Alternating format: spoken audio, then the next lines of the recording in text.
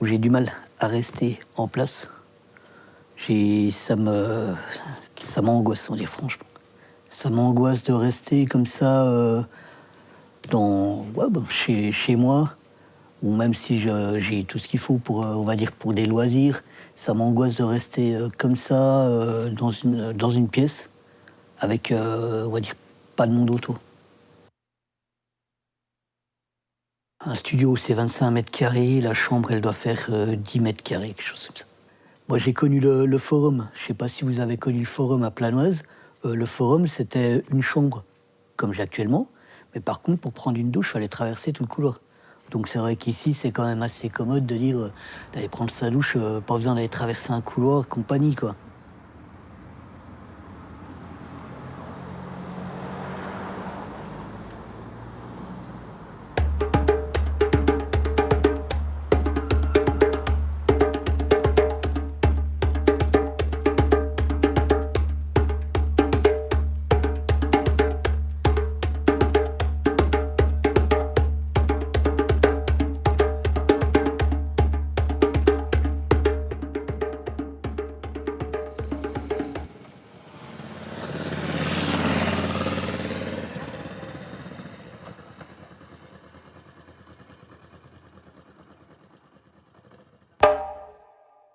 Avec mon référent, on a décidé de me mettre ici, histoire d'être un peu plus encadré, de pouvoir recommencer un peu à zéro et puis de pouvoir mieux s'en sortir avec de l'aide administrative, sociale. Et après, c'est sûr, c'est pas forcément tout le temps évident parce que faut se dire, c'est un foyer de réinsertion, donc il y a un peu tous les milieux sociaux.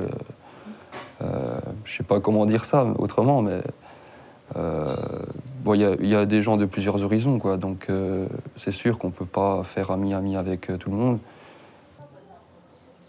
Je travaille dans le bâtiment et je suis ici parce que ça va plus avec ma compagne. Il y a eu des hauts et des bas. Moi, je suis parti et puis j'ai fait mes demandes à l'assistance sociale et tout. Et après, je suis venu ici. C'est vrai que ça m'a choqué parce qu'en cas, moi, j'étais jamais venu dans un foyer comme ça. Ça va faire 1 an et demi que je suis là. Pourquoi je me suis embrouillé avec mon père, donc du coup, c'était un petit peu short. Donc du coup, j'ai décidé de partir moi-même de chez mon père. Et du coup, je me suis retrouvé au glacis pendant 2 semaines à peu près, 2 semaines. Puis au bout de 2 semaines, je me suis retrouvé ici. J'ai vécu avant tout en ayant voyagé pour chercher des emplois ou à cause de difficultés de vie diverses. J'avais été en Suisse, après je suis partie au Maroc parce que la vie était moins chère là-bas. Et puis j'avais rencontré une personne qui a partagé ma vie. Et j'ai eu des expériences professionnelles dans ces 2 pays. En Suisse, dans la restauration. Et puis ensuite, j'ai payé des cours de secrétariat trilingue à l'Institut Rueg. Et au Maroc, j'ai travaillé dans une madrasa et j'ai gardé des enfants de diplomates argentins. Je me sens plus en sécurité dans un foyer que seule dans un studio. Je suis bien parce que à la fois, je peux me retirer dans un endroit où on ne me dérange pas, à savoir dans l'appartement, et à la fois, je rencontre des gens quand je sors, et je ne suis pas totalement isolée comme j'étais à la fin dans mon village. Ce que j'aime bien, c'est ce qui me manquait dans mon village, c'est international. Alors, je peux pratiquer les langues étrangères que j'ai apprises avec des réfugiés ou des gens qui séjournent momentanément ici parce qu'ils ont eu un accident de voiture, je ne sais pas, des accidents de vie. Et puis je me sens plus à l'aise au milieu des gens qui n'ont pas eu, qui sont moins bien intégrés dans la société bourgeoise, qui ont le même niveau social que moi. Je me sens plus à l'aise quand même. Donc j'ai eu des soucis personnels, pas les évoquer ici, qui ont fait que je suis arrivé donc à l'Agora. Et petit à petit, j'essaie de reprendre goût à la vie. Voilà. Suite à une grosse dépression. Ah ben, avant, j'allais beaucoup me promener. Quelquefois, je prenais des cars et puis j'allais à la rivière, dans des localités voisines, parce que j'aime beaucoup le thermalisme. Je crois beaucoup aux vertus du thermalisme. Ça me manque, hein. J'allais faire les courses, manger ici ou à l'extérieur, parce qu'en ville, plus qu'à la campagne, il y a des endroits pour manger pas cher. Si on est seul au moment des repas, des fois ça donne pas beaucoup d'appétit. Alors j'allais quelquefois en ville. Je travaillais. Ah oui, j'étais au boulot. J'allais voir mes enfants. J'allais me décompresser un coup, marcher encore. Quand j'étais là, je dis encore, faut mieux que je décompresse un coup dehors ou péter une durite. Ou venir, voilà. Ouais. Puis au boulot, j'étais mieux. Moi, je faisais mon travail, je rentrais le soir, je prenais une douche, je mangeais, dormir. Pour être mieux le lendemain, comme on dit, le lendemain, c'est une autre journée. Les gens venaient, on faisait un billard, il y avait une vie sociale, du mouvement. Bref, ça circulait. Alors la salle, en fait, c'est le lieu de détente, ouvert à tous les résidents, personnel de nettoyage et référent social, qui permet de boire un café, de faire un billard, de faire un ping-pong. L'espace détente, comme je vous ai dit, je passe le temps là-bas. Je fais une partie de billard, je discute avec les autres, savoir ce qu'ils font dans leur journée, s'ils vont bien, prendre en échange. Puis après, je vais à mes occupations. Donc je vais voir des amis, je vais me balader dehors.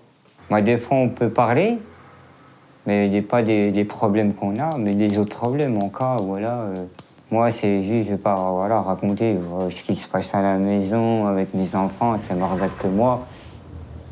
Je travaillais en tant que livreur de sushis. C'est vrai que j'avais une occupation, quoi. Voilà, c'est sûr, avec la pandémie, on est bouclé chez soi. Mon resto est en déménagement, donc ça a été retardé avec le Covid, quoi. Bon, à mon âge, il y a eu plusieurs cas de figure, mais j'avais peut-être pas réalisé l'importance de la pandémie, non.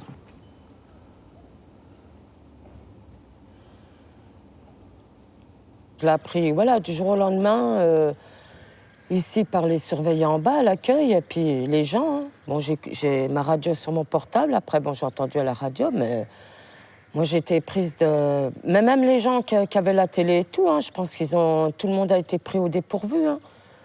Parce que le président, il savait le virus, il paraît qu'il savait qu'il traînait bien avant, et qu'il l'a annoncé au dernier moment, et que beaucoup de gens, ils disent c'est pas cool, quoi. Il y a beaucoup de gens qui étaient en colère, hein.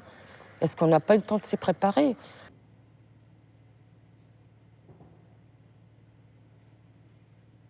Je suis à l'Agora parce que je me suis retrouvée à la rue, comme ça peut arriver à tout le monde. Maintenant, je le comprends. J'ai mal vécu la rue, c'était la galère. Franchement, en toile de tente, à un moment donné, j'ai cru que j'allais mourir. Puis comme je suis croyante, et puis j'ai mes petits anges gardiens là-haut, ma maman d'accueil, mon papa, papy Georges, qui m'ont bien protégée.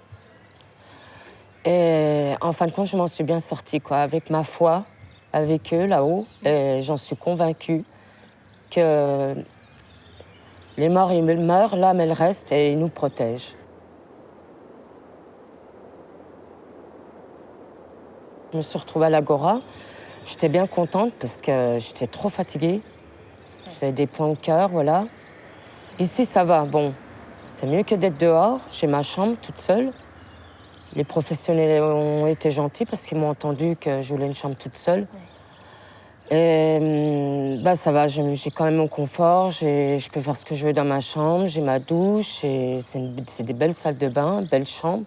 C'est vraiment, je trouve, c'est vachement beau. J'habite à la résidence L'Agora depuis le 2 juillet 17, dans un appartement relais, où je suis très bien. Mais avant la pandémie, là, on était moins stressés. On se pose des questions tous les jours quand même. Hein. Ça va faire 2 mois là, que la pandémie, et donc on s'habitue. Je suis résident à la maison Relais L'Autre Toit suite à des difficultés familiales. Donc, à la suite du décès de mon père en 2014, depuis 2014, je me suis retrouvé dans une situation conflictuelle assez tendue et grave avec ma mère notamment, et parfois mes sœurs, certaines de mes sœurs. Et après un passage donc en CHRS pendant 1 an. Ici, l'intérêt, c'est qu'on ne vit pas tout seul, avec des gens de différentes origines.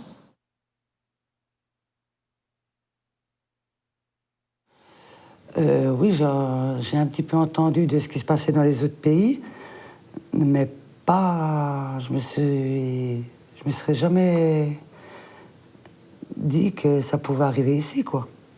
Là encore hier, je me suis fait courir après par la police, ils m'ont pas chopé, heureusement. Ouais, je peux plus sortir tranquillement.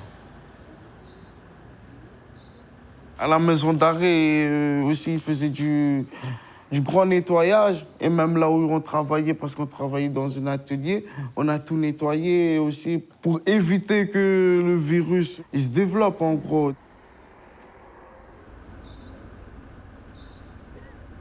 Je viens de Mayotte et je suis arrivé en France en 2007 pour m'engager à l'armée.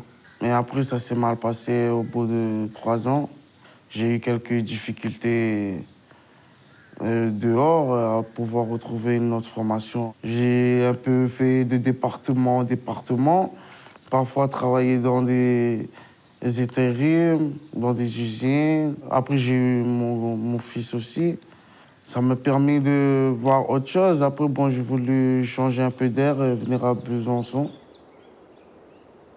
Je me suis endetté et après, j'ai eu quelques problèmes de justice et en sortant de prison, l'Agora a accepté de me prendre ici. Déjà pour avoir un appartement, tout ce qui est pour payer mes dettes, pour que je reparte du bon pied, en gros.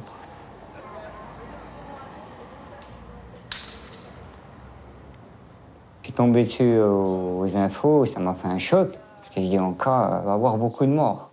Moi, je pensais plus les maisons de retraite, aux personnes âgées.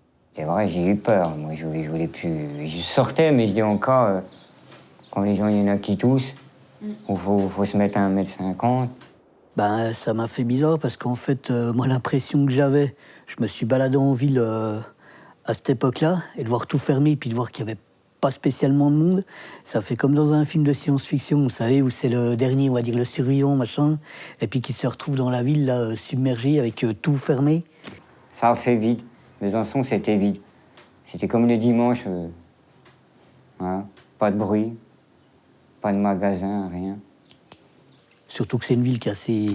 C'est animé, c'est étudiant, c'est... Voilà, c'est... On était enfermés, mais après, bon, pendant les promenades, ils nous disaient de ne pas rester regroupés. Le plus dur, c'était les surveillants. On n'avait plus de contact avec eux et tout ce qui était infirmerie, consultation, tout ça, c'était arrêté. On le faisait seulement par urgence. Oui. Ouais. C'est quand on va dehors, quand on va sortir dehors en course, il n'y a plus rien, quoi. Je veux dire, il y a quasiment plus de gens. Au magasin, on est obligé de faire la queue à 1 mètre. Je veux dire, on voit que c'est vraiment, il y a un gros problème, quoi. Ça, c'est vrai, je le disais aux gens, il y a un gros problème, on le vit. Moi, je l'ai vécu, ouais, c'est une guerre. Hein. C'est vraiment une guerre, comme dit M. Macron. Qui ferment les écoles, c'est pas un problème, mais qui ferment les salles de sport, qui ferment tous les restaurants, on peut rien faire. Je pense que ça a dû faire bondir pas mal d'anciens combattants. Parce que un virus, ça n'a rien à voir avec la guerre.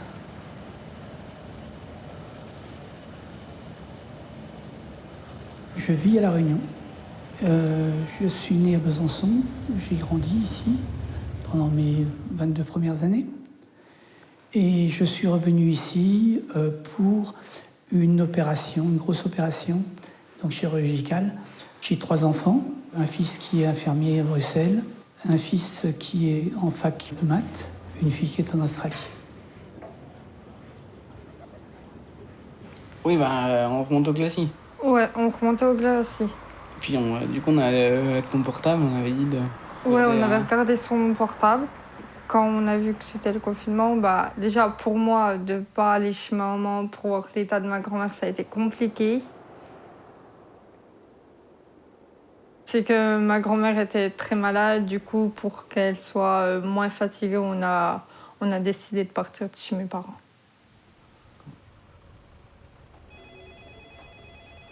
Le glacier s'ouvrait à 17h15, donc on dormait là-bas la nuit, puis à 8h15, on devait tous être partis. Donc après, aller dans les rues, malgré le confinement, du coup, voilà quoi. Ouais. Expliquer ça aux policiers. Maintenant, quand on était encore au glacier, ils ne voulaient même plus nous contrôler, quoi. On marchait toute la journée. Oui. Puis quand il y avait une patrouille de police, on montrait le papier. Qu'ils nous avaient donné. Tous les jours, on y allait voir le SAS, Sophie et Priscille, pour savoir où ça en était, où on pourrait être confinés. C'était tout le temps la même question, qu'ils n'avaient pas encore d'hébergement. Ils attendaient une réponse. Soit on allait en ville, ou soit on faisait des tournées dans les bus et les trams. Une patrouille de police qui passe, du coup, ils nous ont contrôlés, puis ils sont partis, quoi. Vous leur disiez quoi? Qu'on était sans domicile fixe, et puis donc, du coup, qu'ils n'avaient pas trouvé de solution, quoi. Moi, la seule crainte que j'ai eue, c'est de l'avoir quand même, en sortant de tout ça. Je me suis dit, c'est pas possible qu'il nous arrive quelque chose comme ça dans un pays comme la France. Dedans, je me demandais comment vraiment dehors ça va se passer. Après, quand je suis venu à l'Agora, ils m'ont accueilli. Ils m'ont dit qu'il y avait la chambre et tout. Après, je vous ai retrouvés. C'est là que j'étais un peu soulagé. Je voyais dehors aussi qu'il y avait un problème pour les sans-abri. Et ça, c'était le truc qui m'avait fait peur au début, en fait. Je l'ai mal vécu, moi. Je l'ai vécu comme la prison, hein, moi. Beaucoup de gens, ils m'ont dit pareil que moi. C'est comme la prison. Je veux dire, des fois, je restais enfermée dans ma chambre toute la journée, la soirée. C'est pas possible, quoi. Non, puis moi, ce qui m'a choquée, c'est qu'on peut plus sortir dehors normalement. J'ai même eu peur qu'on soit vraiment confiné 24 heures sur 24. Il fallait que je sois acteur, justement, de la guérison. Et donc, j'étais fixé là-dessus. Donc, le corona, pour moi, c'était secondaire. En gros, 1 mois, 2 mois maximum à vivre. Donc, si je n'avais pas subi cette opération, je ne serais plus là à l'heure actuelle. Donc, pour moi, maintenant, tout est du bonus. Donc, je n'ai aucune inquiétude face à une prochaine maladie. Je ne suis déjà pas quelqu'un qui sort beaucoup. Alors, moi, ça m'a aidé. Mais ça aurait été à la période de 2017, là, j'aurais peut-être pas vécu pareil. Parce que j'étais quand même dans une situation très, très précaire, hein, très douloureuse. Quand j'ai vu qu'il y avait une évolution de la pandémie, qu'il y avait beaucoup de gens qui étaient contaminés, et puis que l'État prenait des mesures vraiment coercitives pour maintenir les gens chez eux, pour éviter la contamination, ça m'a un peu angoissée, oui. Ma psychologue aussi, et j'ai pas pu la voir. Et c'est grâce à elle aussi, d'un moment, à m'aider à surmonter un peu, parce que j'étais grave malade aussi par rapport à mes dents. Tout ça, ça jouait moralement, en fait. Et je la voyais 1 fois par semaine. Et là, tout d'un coup, je pouvais plus voir personne. Et la mère à mon fils, elle est loin, elle est à Toulon, elle pouvait pas venir jusque là-bas. Le trajet et tout, elle devait rester ici, après repartir. Donc, j'ai refusé qu'elle vienne depuis là-bas. Un mercredi soir, y a Sophie qui est venue nous voir et puis qui nous disait demain, vous allez à l'Agora. On avait sauté de joie. Parce que rester dehors toute la journée, c'est long. Très long. Ouais. Le sida, il est arrivé il y a à peu près 30 ans en arrière. Il venait d'Afrique. Voilà, soi-disant.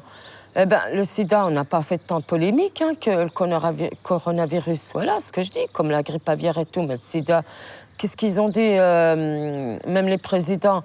Protégez-vous, mettez un préservatif, c'est tout. Mais ils n'ont pas fait enfermer les gens. Ils n'ont pas empêché les gens de s'approcher, le sida. Puis le sida, il y en a plein qui l'ont eu. Je suis à l'Agora depuis 6 décembre. Je vais très bien ici. Franchement, je prends un coup, c'est un peu chiant. C'est un peu chiant parce qu'on a une bonne entente, entre copains. Bon, moi, j'ai jamais eu de problème avec le locataire. Moi, j'ai un voisin qui est à côté, là, un monsieur, je sais plus comment. Ok, bon, bref. Bon, on se dépanne de temps en temps. Bon, un peu de tabac, j'ai votre tabac, j'en donne. Il y a du tabac, il m'en donne. On peut pas faire ce qu'on veut, on peut pas aller où c'est qu'on veut. Voilà. Moi, à part dans la rue, en course, après les courses, on fait quoi? On rentre chez vous, on fait le ménage, on fait à peu près, on regarde la télé, puis après on fait quoi après? Hein? On regarde sur le camion. Moi, mes déplacements, je les ai pas limités. La raison pour laquelle je les ai pas limités, c'est que moi, j'arrive pas à rester comme ça, confiné dans ma chambre, hein, je le dis franchement. C'est lourd pour moi d'être comme ça, fermé dans un lieu. J'ai beaucoup de mal avec ça. Donc, on va dire, moi, je suis en infraction. Je le dis franchement, parce que je suis sorti de façon anarchique. En fait, j'ai continué, on va dire, ma vie, comme si de rien n'était. Oui, moi, comme j'ai perdu ma grand-mère, voilà, ça, en plus, le confinement, c'est plus compliqué parce que je peux pas être vers ma maman pour la soutenir. Je peux que la soutenir par téléphone. C'est déjà assez compliqué. On peut déjà pas sortir dehors. Ils nous empêchent de sortir là en bas. On n'est pas beaucoup, il n'y a que les gens du 4e et du 1er. On doit être 7. Après, on est dispersés, on n'est pas tous collés. Et on nous empêche encore de sortir de là. On ne peut même pas déjà sortir dehors. Ah ouais, j'ai eu des baisses de morale. Hein. Ouais. D'habitude, moi, avant le confinement, j'ai tendance peut-être des fois, je peux être un peu déprimée parce que tout de suite, j'ai des soucis vis-à-vis de ça. Mais je veux dire, pendant le confinement, des fois, j'ai eu des moments de déprime. Hein. Je dessinais. Sinon, je faisais du sport. Oui, j'entendais beaucoup à la radio, les gens, ils sont remis au sport, à la cuisine. Moi j'ai fait du sport, ça a marché. Ouais, j'ai fait de la danse professionnelle, je suis une grande sportive. Alors du coup, je me suis remis dans le bain. Non, je crois que je les ai fait quand j'étais dans la rue. Mais là, ils sont photocopiés, ceux-ci. Moi, ça, j'avais fait un paysage comme ça. Après, pour moi, c'est tout simple. Hein. C'est tout simple. Que moi, déjà, je suis sorti, j'avais pas où aller déjà. J'avais pas encore la réponse à part votre lettre au début qui m'avait redonné un peu le moral pour faire ma peine, pour penser à autre chose déjà dès le début. L'Agora voudront bien me reprendre. Déjà, ça, c'était dans ma tête. J'avais pas le moral, mais en fait, je le montrais pas ou je le disais à personne, en fait. Du fait de ma maladie psychique, je suis souvent en errance. Je déambule comme ça souvent dans la nature. Et ça n'a pas été facile au début de m'astreindre à les respecter, oui. Je ne sais pas, déjà de se souvenir des gestes barrières, de tout ça, de se souvenir des règles à respecter. Et puis... surtout d'appliquer celle de ne pas sortir.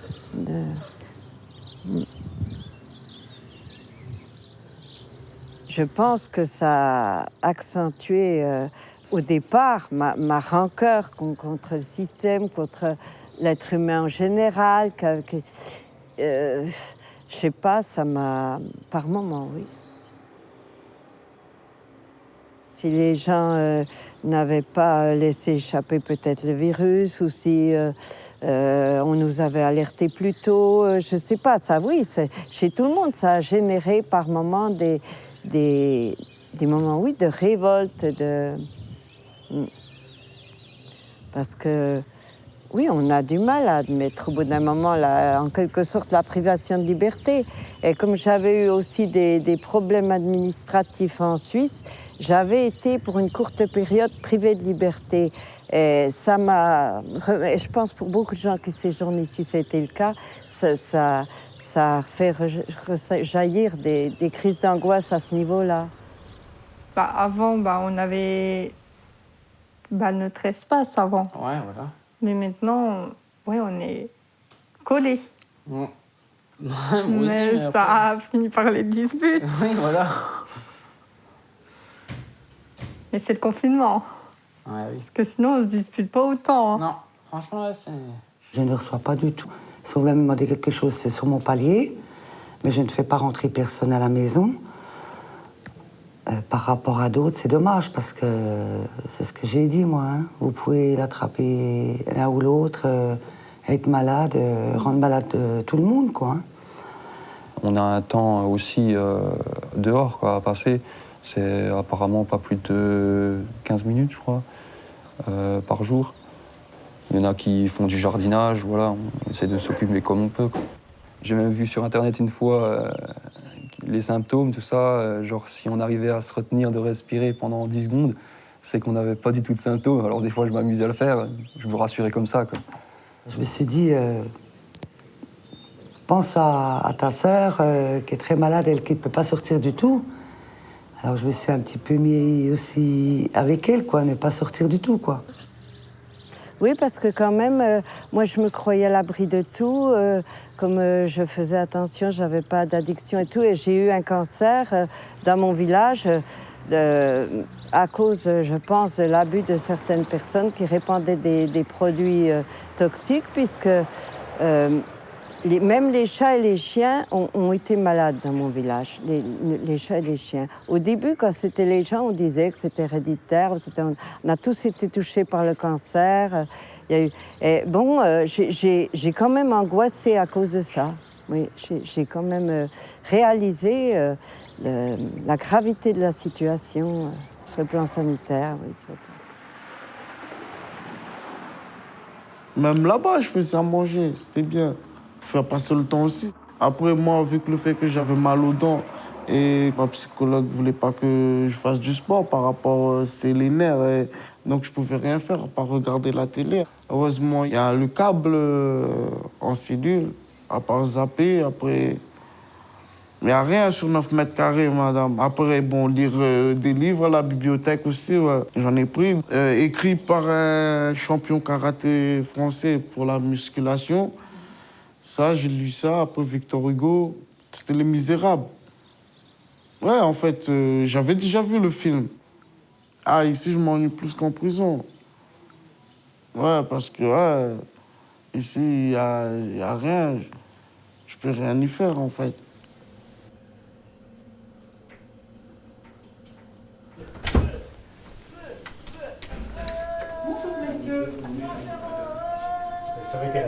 On m'a jamais au courant, on m'a dit il y a des petits contrôles dans les chambres. Il faut être là ou personne dans les chambres.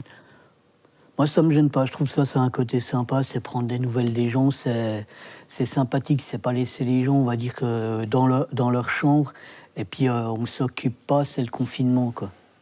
Bon, ben, là, franchement, ça va un peu mal au cœur. Bon, ben, quand je vois les pauvres gens qui meurent, hein, dans les hôpitaux, tout ça, ça fait mal. Moi, j'ai vu mes parents mourir dans les hôpitaux. Hein. Alors, quand je vois Macron et puis Emmanuel Philippe, Edouard Philippe, là, que je vois, vous allez le matin, midi, après-midi, soir et nuit, ah, je suis tombé j'en ai marre, hein. Après, c'est la rabole. Mais franchement, la rabole. Ils attendent. La rabole. La rabole, ils attendent. Bah, ça m'a fait un peu bizarre. Comme j'ai plaisanté une fois avec les agents d'accueil, j'ai dit on se croirait à l'hôpital, quoi. C'était... Voilà, bon, après, des mesures, on va dire, sanitaires, je comprends tout à fait. Bon, après, c'est vrai que, on va dire, ouais, ça fait un peu une psychose. C'est un peu triste quand même. Parce que je vois quand même moi si je ne suis pas peureux, je vois des gens qui sont tristes et un peu parfois très tendus. Et c'est vrai que, comme j'ouvre, j'ai vu ce qui passait un peu dans les supermarchés. Donc au début, il y a eu quand même un coup de bourre. Il y a beaucoup de gens qui sont précipités. La première fois, j'étais posé à la Chapelle des Buis. Hein. Ils sont venus jusqu'à la Chapelle des Buis, la nationale, hein, quand même. C'est même pas les gendarmes. La deuxième, j'étais à côté. Je sortais d'Intermarché, je marchais là, puis je suis passé par là parce que j'avais vu Sofiane. J'étais allé lui dire bonjour, il passe. Il demande l'attestation, bien sûr, elle était passée. L'heure. Du coup, ils m'ont mis une amende. Et la troisième, là, C'est là où j'ai couru, mais ils m'ont pas chopé. J'en parlais à vous, hein. De toute façon, j'en parlais quand même, même à l'accueil, que c'était dur. Des fois, des fois, je criais un peu. Bon, j'étais en colère parce que, oui, c'est de la colère qu'on a. Ben, on peut plus sortir dehors parce que, à cause de ce microbe qui traîne, et puis voilà. On n'est plus libre. On n'est plus libre du tout. Mais moi, j'aime bien être seule libre. Voilà, dehors, libre. Moi, j'aime pas être en groupe, j'aime pas... Non, ça me rappelle des choses quand j'étais jeune, et franchement... Pourtant, quand j'étais jeune, j'étais beaucoup dépendante, justement, de maman d'accueil. J'ai eu du mal à partir. De ses bras, de la maison, j'ai eu beaucoup de mal. À part me trouver comment, à un moment, à faire un peu de cuisine. Après, descendre un peu en bas, faire un tour dans la cour. Aller faire des courses et revenir. Pas grand-chose après. Après, aller chez le dentiste quand c'était parce que c'était grave. Je suis resté là, je me suis adapté en gros. Un jour, elle m'a dit, mais vous pouvez... J'ai dit que j'étais sorti devant la maison relais, dans la propriété, mais devant. Et puis elle me dit, mais vous avez le droit aussi de... Vous pouvez aller aussi derrière, donc dans ce cadre-là. Et j'ai dit, ah bon, j'étais pas au courant, donc je suis venu. Puis là, j'ai quand même regardé le jardin. Je me suis aperçu qu'il n'était pas du tout entretenu. Et j'en ai parlé, petit à petit, on a parlé plusieurs fois, puis elle m'a dit, en fait, vous pouvez faire ce que vous voulez, enfin, vous pouvez l'entretenir. Et finalement, j'ai commencé à l'entretenir et j'ai passé de plus en plus de temps, notamment le soir, un peu l'après-midi ici. Déjà, on se lève tard. On va pas se mentir, on se lève, il est soit 15-16 heures l'après-midi. On regarde la télé, on joue à la bataille, on joue sur mon ordi, ou soit on copie des recettes. Mais moi, le matin, j'ai mon petit train-train quotidien, c'est mon ménage. Bon, déjà, je me lève, je prends mes 2 cafés, mes 2 cigarettes. Je fais mon petit ménage et puis je m'occupe. Alors, les papiers sont tous rangés, mais je bouquine un peu, je fais deux, trois petits jeux, puis la télé. Mais la télé, il arrive un moment où... Puis on est insomniaque, quoi. On vit pratiquement le jour et la nuit, hein. Comme on n'a pas d'activité, parce qu'en plus qu'on avait une activité sport avec Aline, bon, ben c'est fini aussi, ça. Voilà, on n'a pas d'activité, alors tout de suite, tu vas t'endormir, tu vas dormir l'après-midi, le soir, tu vas pas dormir. Comme par exemple, hier matin, de 3h à 5h, j'ai pas redormi. Hein. Alors, tu tournes dans le lit, tu te lèves, tu veux pas faire de bruit, bien sûr, à cause de tes voisins. Le respect, comme toujours, hein. Et bon. Il n'y a pas grand-chose à dire, hein, je veux dire. C'est dormir et puis Netflix, quoi. C'est juste ça, quoi.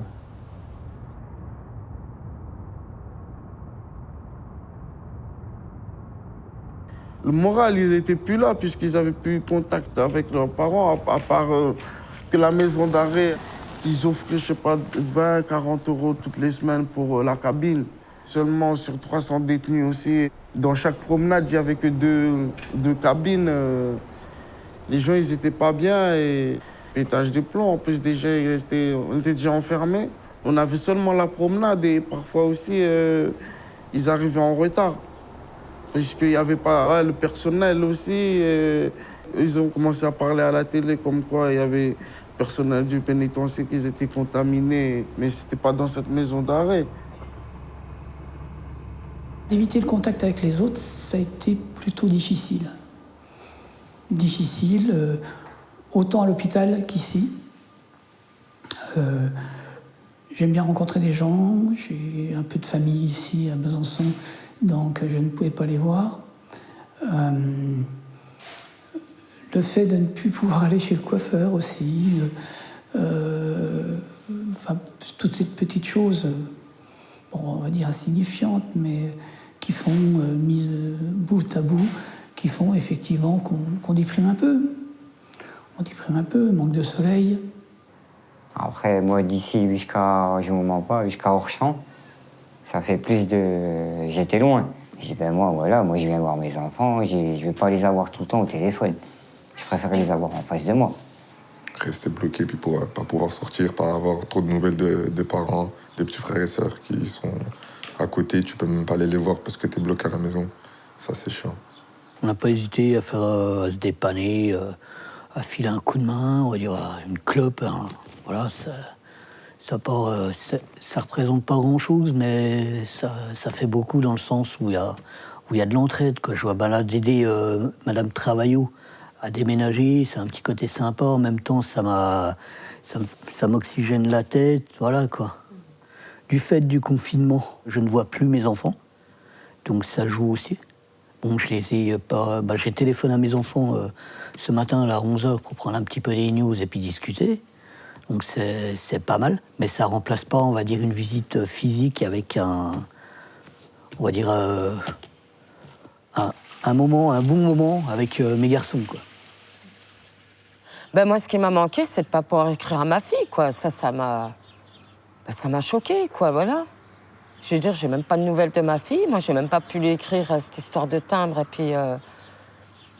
Et puis en plus, moi, j'étais inquiète parce que c'est son anniversaire le 21 mai, là. Donc, j'avais peur que le confinement, il se poursuive et puis que je puisse même pas faire son anniversaire. Ma fille, c'est ma fille. J'oublie pas ses anniversaires, rien. Je m'inquiétais pour mes enfants, je m'inquiétais pour tout le monde, voilà. Comme dit ma conseillère du travail, quand je prie à l'église, je prie pour tout le monde, voilà. Je m'inquiète pour les gens, voilà. Quand on va dans la cuisine, c'est « ouais, bonjour, t'as passé une bonne journée ». Nous, on dit « oui et vous ». Puis après, ils partent. On voudrait quand même avoir du lien, qu'on se soude tous. Oui. Des voisins avec lesquels je discutais pas spécialement, on se met à discuter, on se dépanne, l'autre fois on est à l'intérieur, voilà. Les nouveaux voisins aussi que je connaissais pas spécialement, puis on arrivait dans le couloir, on discute un peu. Des fois, j'avais pas, je sais pas, de la sauce tomate, j'allais toquer chez quelqu'un, me donner de la sauce tomate ou n'importe. Des cigarettes, ouais, tiens, j'ai pas de tabac, tiens, je te donne des cigarettes. Il y avait 2 résidents, ils étaient en train de faire à manger, mais ils n'avaient pas assez de viande à en rajouter. J'en avais une barquette dans mon frigo que j'ai proposée. Ils m'ont dit merci. C'est là qu'on commence à communiquer un peu, à connaître l'autre un tout petit peu, déjà en commençant. Moi, en prison, j'étais comme ça aussi. De toute façon, en prison, c'est social. Après, si on ne vit pas comme ça, on ne peut pas s'en sortir. Moi, il y a un résident avec lequel je m'entends bien et que, on s'entraide. C'est-à-dire, on se partage un peu notre nourriture. Vous voyez, on cuisine quelque chose à la cuisine et puis on mange ensemble. J'ai donné de la nourriture à des gens qui étaient vraiment... qui n'avaient plus rien, quoi. On a bien parlé, on en parle bien, tout. Non. Question solidarité, moi, voilà, je suis comme ça. Voilà. On m'a dit des fois, fais attention, donne pas trop, fais pas trop. Mais c'est plus fort que moi. Je me suis rendu compte qu'il y a des gens qui ne se rendaient pas compte de ce qui nous arrivait. Quand j'en parlais, des fois, il y en a qui disaient « moi, ça ne m'intéresse pas, je m'en vais ». Mais je disais « si, il faut en parler, même entre nous ». J'ai dit « ça nous fait un soutien entre nous ». J'ai dit « comme on ne peut pas trop en parler avec la direction, parce qu'on ne peut pas trop avoir de contact ». J'ai dit, entre nous, ça nous aide d'en parler. Oui, pour le reste, on s'est rapprochés peut-être des gens. On a plus communiqué entre nous. Mais c'était quand même astreignant au début, quelque part. Oui. De sortir le matin, de serrer une personne la main, ça, c'est un truc qu'on faisait quotidiennement. Et c'est un réflexe, ça, en gros. Et donc, il fallait s'en débarrasser de ça. Peu à peu, j'ai réalisé, en m'intéressant à ce sujet, que la situation était vraiment alarmante et que ça ne serait pas résolu en un laps de temps si court que les gens pensaient. Je m'y attendais un peu. Complètement isolé du fait, de toute façon, même en sortant, l'impression d'être seul au monde, quoi. Et beaucoup de mal à gérer cette situation, entre guillemets, qui joue pas mal aussi sur la morale. J'ai quelques bons amis pour me remonter un petit coup le moral. Je vois l'autre soir, j'étais pas trop bien, j'étais dans ma chambre, je téléphone à une amie, elle me dit écoute, viens boire un café, viens discuter un coup, histoire d'oxygéner la tête et puis de de pas trop, on va dire, avoir de pensées négatives. Les agents d'accueil, il y a quelques-uns que je connais depuis des années. Hakim, par exemple, un coup, on avait discuté, qui me dit, oh, bah, si t'as le moral en berne, tu peux descendre, tu peux venir discuter, voilà quoi. Au moins, savoir le minimum aussi des problèmes de l'autre pour s'entraider, en gros.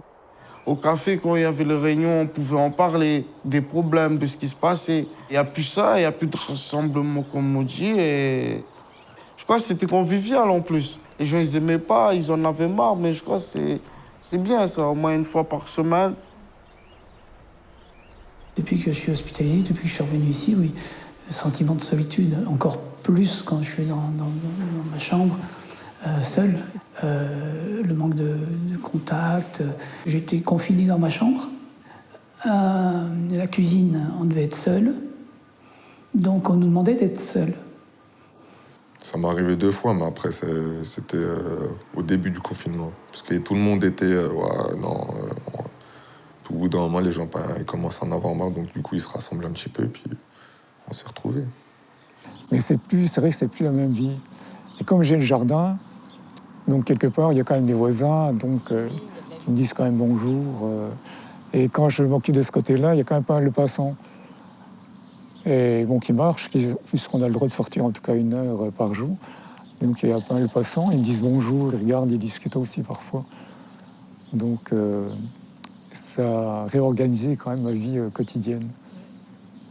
C'est parfois un peu compliqué, je ne parle pas que pour moi, pour d'autres aussi. Ils ont l'impression qu'on les a un peu enfermés chez eux et qu'ils doivent faire face à leurs problèmes un peu tout seuls. Je suis quelqu'un de très endurci.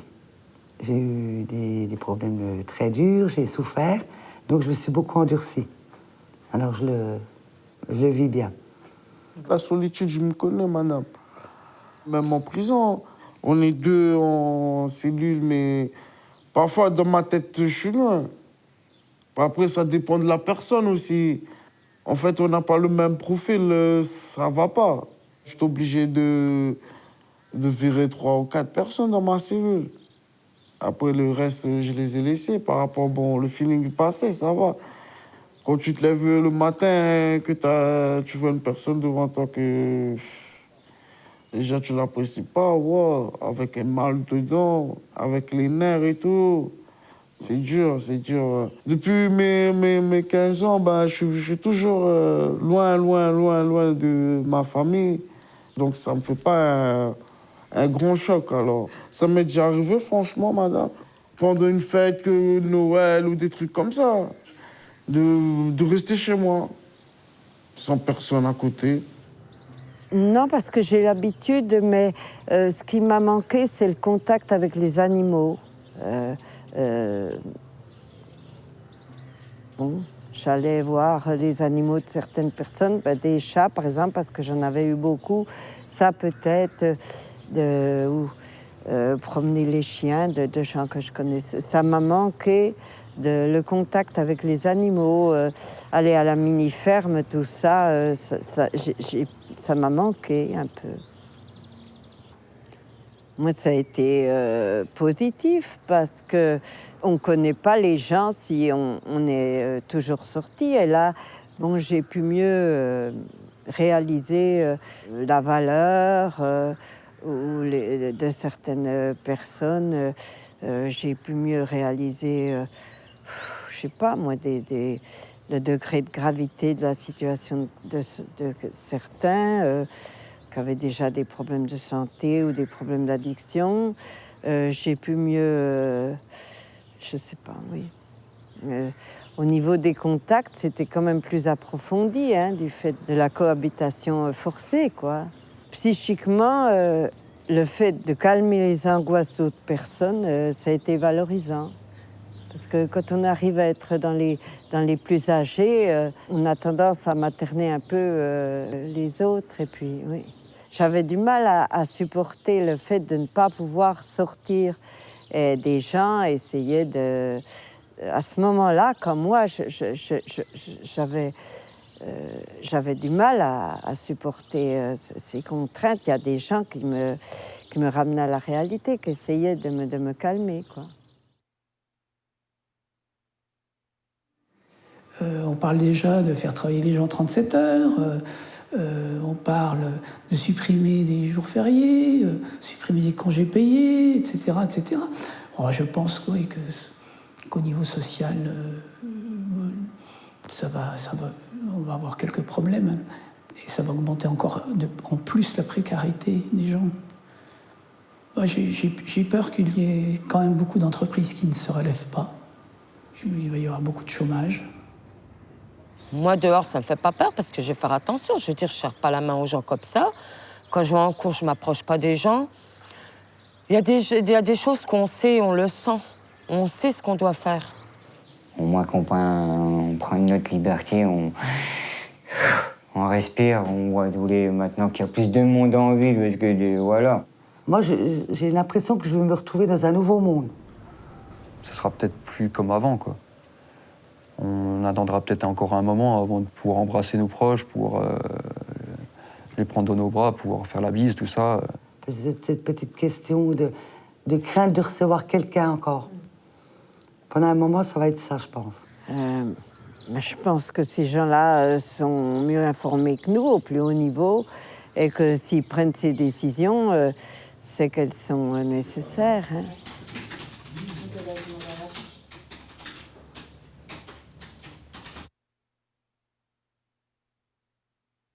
Déjà, aller voir mon fils, ouais, parce que ça fait un peu trop longtemps.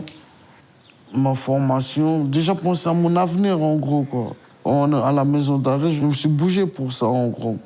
Parce que moi, je devais sortir depuis en janvier pour aller faire ma formation.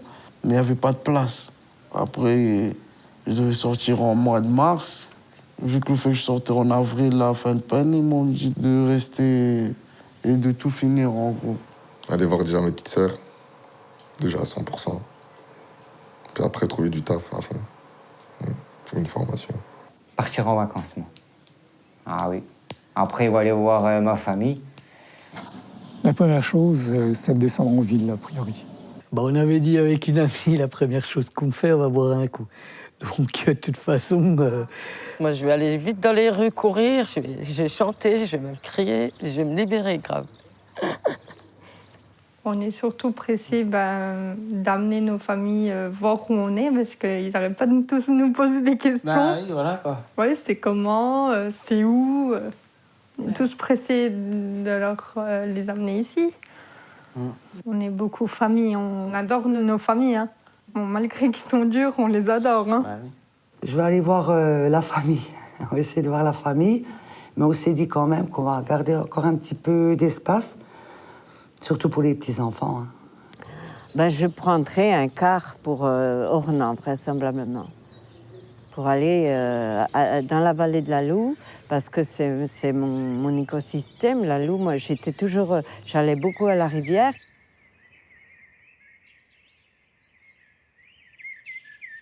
Je vais faire valider mon CAP petite enfance. Après, je vais me spécialiser, passer un concours d'ATSEM parce que je voudrais travailler, continuer dans les écoles, aide à la maîtresse pour des enfants en difficulté, justement.